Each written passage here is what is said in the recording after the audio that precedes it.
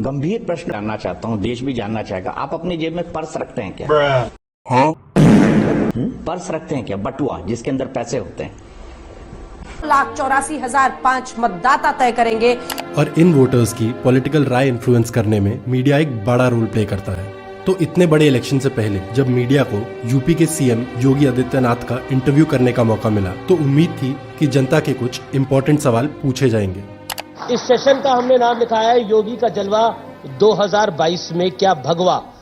पहला सवाल योगी आदित्यनाथ जी, एक वीडियो देख रहा था, आएंगे तो योगी। वो गाना कहता है आएंगे तो योगी ही। गाने बड़े बन रहे हैं। योगी राज में नहीं चलेगी बातें तालिबानी। राइमिंग वर्ड्स में चल रहे हैं बाबा। जो राम को लाए हैं हम उनको लाएंगे। गाना बड़ा अच्छा है, सुरीला है। जो राम को लाए हैं हम उनको लाएंगे। दुनिया में फिर से हम, यूपी में फिर से हम भगवा लहराएंगे। मैं धन्यवाद दूंगा पहले न्यूज 18 को कि उन्होंने आज इस बात की घोषणा की है कि योगी का भगवा अपना जलवा कायम रखेगा। पर हमारे आज के गोदी न्यूज चैनल्स ने बिना किसी शर्म और लिहाज के यूपी के सीएम के इंटरव्यू यानी साक्षात्कार को योगी का चुनाव प्रचार बना दिया। अब आप सुपर सीएम हैं और लोग ये भी कहते हैं कि अब उत्तर प्रदेश के सीएम के जो जूते हैं वो आपके पाँव में छोटे पड़ रहे हैं। लगा कि सीएम योगी कहीं 2022 के बाद पीएम योगी के तौर पर न दिखे। तो हर इलेक्शन से पहले सारी पॉलिटिकल पार्टीज अपना खुद का एग्जाम पेपर सेट करती हैं, यानी जनता से कई वादे करती हैं जिसे मैनिफेस्टो या संकल्प पत्र कहते हैं। और सरकार में आने के बाद उन्हें अपने ही सेट किए एग्जाम पेपर में पास होना होता है और इस एग्जाम का रिजल्ट चेक करके जनता तक पहुंचाना मीडिया का काम होता है।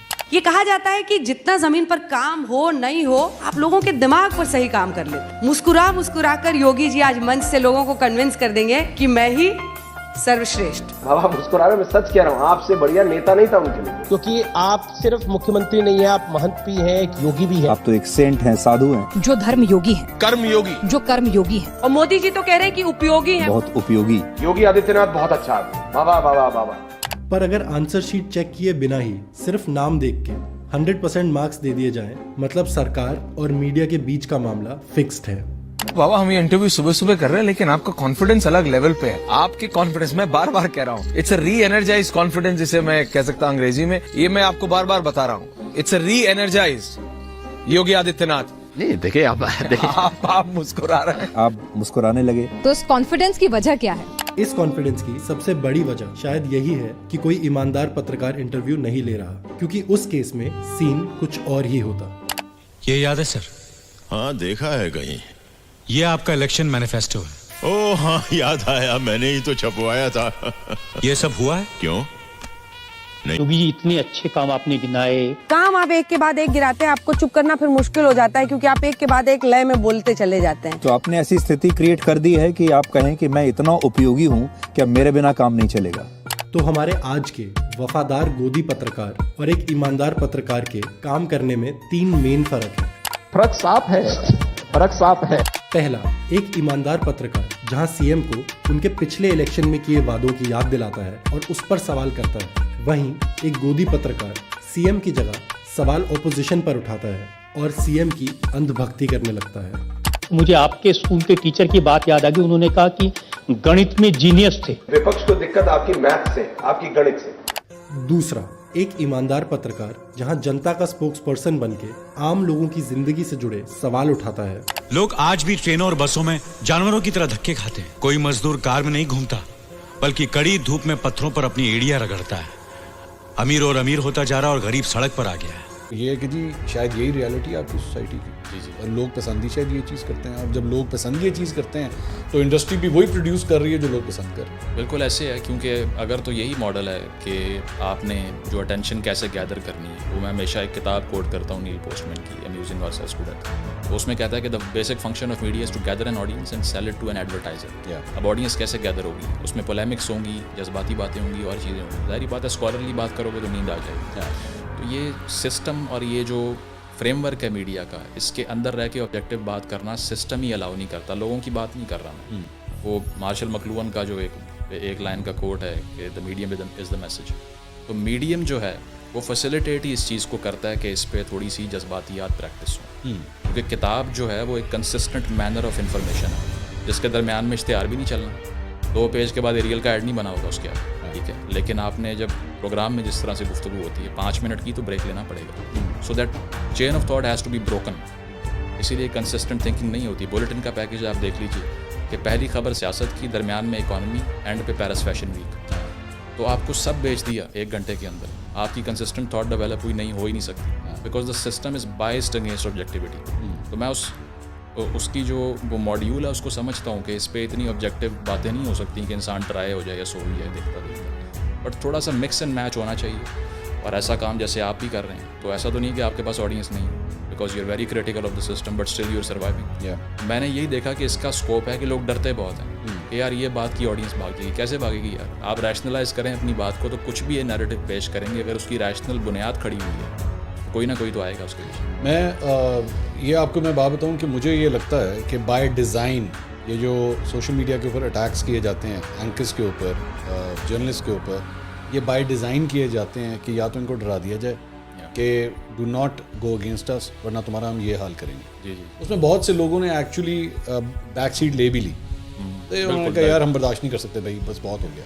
तो इसी को काउंटर करना जो है ना, मेरी नज़र में इसको ज़रूरी है। बिल्कुल। वो अभी पिछले दिनों वो जो थे अपने क्या नाम है उनका, कासिम अली शाह साहब ने 1-2 बातें की और उसके बाद जो है उनके ऊपर वो जब हमले हुए तो वो सॉरी करने के ऊपर आ गया, एक्सप्लेनेशन देना शुरू हो गया। तो मैंने भी उसमें एक्चुअली एक व्लॉग मैंने किया था, मैंने कहा कि किस गल दे डरदे पे हो, क्यों हो गया था? और कहता है स्पीक योर हार्ट आउट, उसमें से कौन सी बात है, क्यों डरते हैं इन लोगों से? ये तो चुप नहीं होंगे, ये चाहते हैं कि आपको, and this goes for all the parties, not just PTI, even Noon League, Peoples Party, all of them, even the establishment, कि जी आप बस हमारी हाँ में हाँ मिलाएं, थोड़ा सा आपने 19-20 हुए ना तो we not going to leave, हम छोड़ेंगे नहीं आपको। अच्छा ये बताइए, I don't know whether you would like to answer this question और not, your top 3 favourite anchors of this industry जिनको देखकर आपको लगता है यार this is the way I want to be when I grow up, because when I was your age तो हम भी आइडलाइज करते थे 2-3 एंकर्स को, उसमें से एक ने मुझे बहुत शैटर किया था।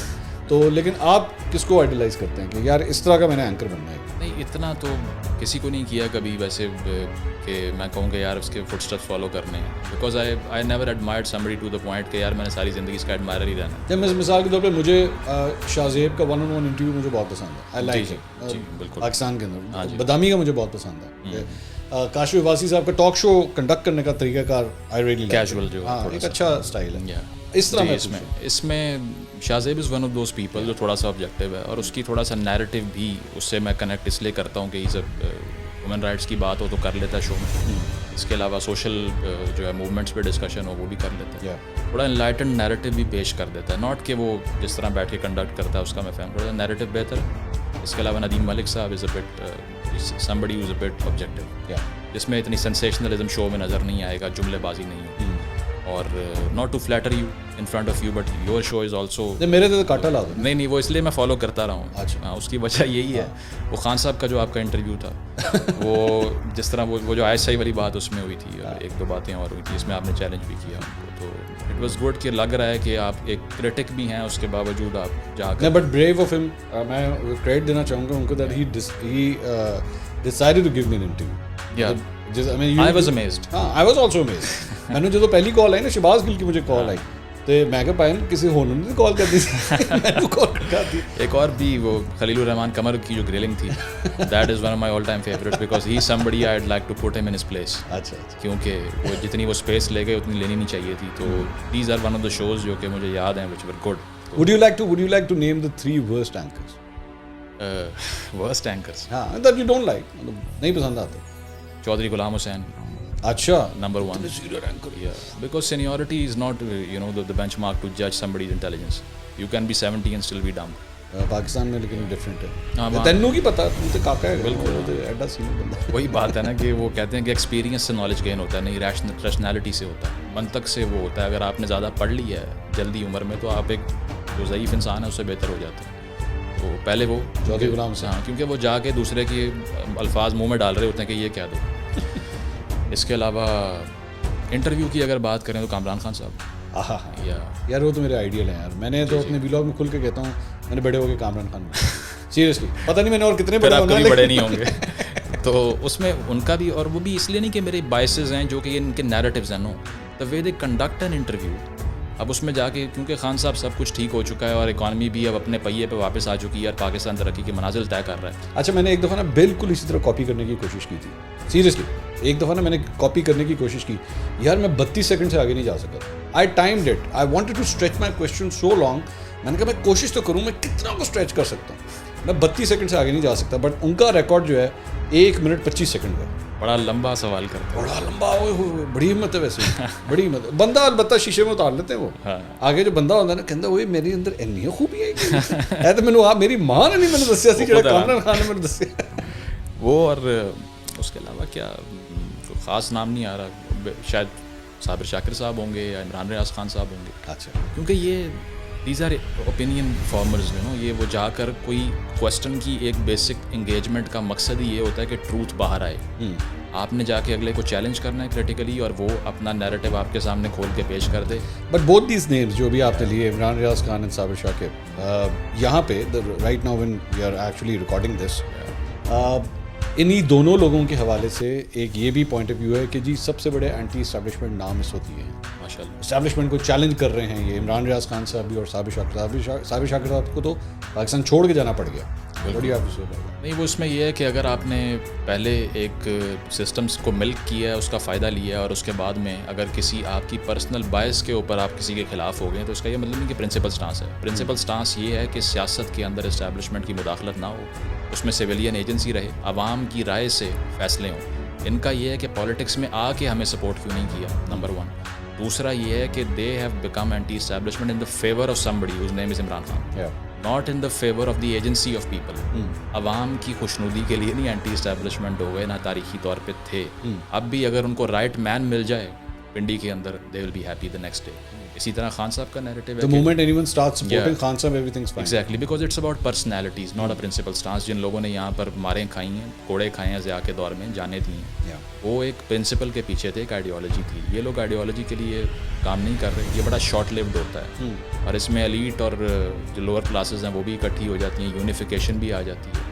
तो लोग समझते हैं बड़ा पॉजिटिव फिनोमेना इमर्ज कर रहा है, लेकिन हिटलर के जर्मनी में भी ऐसे ही हुआ था, फाशिज्म में सेकंड वर्ल्ड वॉर से पहले इटली में भी ऐसे ही हुआ था कि अवाम यूनाइट हो गई थी, लेकिन नैरेटिव्स जो थे वो टोटलिटेरियन थे, वो सप्रेसिव थे डेमोक्रेसी को लेके। तो ये उन लोगों को सपोर्ट करते हैं जो कहते हैं कि कॉन्स्टिट्यूशनल जो है ना वो सुप्रेमेसी नहीं होनी चाहिए, पार्लियामेंट्री डेमोक्रेसी बकवास है। स्कैंडिनेवियन कंट्रीज़ में इसलिए चलती है कि वहाँ अखलाकियत का मयार अच्छा है, हम बद अखलाक हैं, इसलिए यहाँ नहीं चल सकती, सदारती निज़ाम ले आओ। वो कहते हैं बिरयानी के ऊपर जो वोट देने वाली कौन है? बिल्कुल, क्योंकि वो ज़ाहिरी बात है कि वो समझते हैं कि जो भी दूसरी पार्टी को वोट कर रहा है वो जायज़ है। दूसरी बात ये कि don't ever fear from expressing yourself, खुल के करें, doesn't matter. If you are pinching those people, you are doing a good job, and if they are easy with you, they are not afraid of you, तो इसका मतलब you not doing your job properly. आपका जो काम है उससे इसीलिए relate मैं इतना करता हूँ कि एक तो उसमें वो ये करंट जो विट है और कन्फ्रंटेशनल एक एटीट्यूड है वो नज़र आता है, और दूसरा यही चीज़ कि अगर आपको क्रिटिसिज्म से आप डिसहार्ट हो जाएं तो आप कर ही नहीं सकते। आजकल की दौर में जब हर एक के पास फ़ोन है, जिस तरह आपने कहा,